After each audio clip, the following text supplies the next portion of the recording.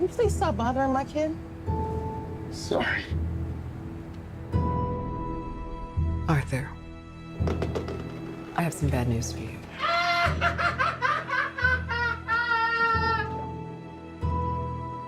This is the last time we'll be meeting.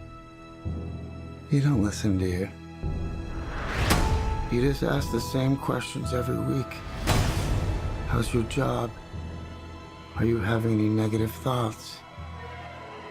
All I have are negative thoughts. And finally, in a world where everyone thinks they can do my job, check out this guy.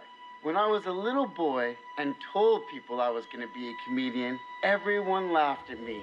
Well, no one's laughing now. You can say that again, pal.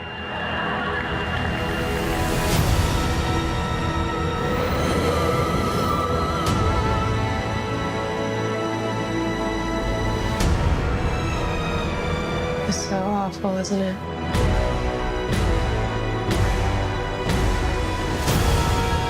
For my whole life, I didn't know if I even really existed.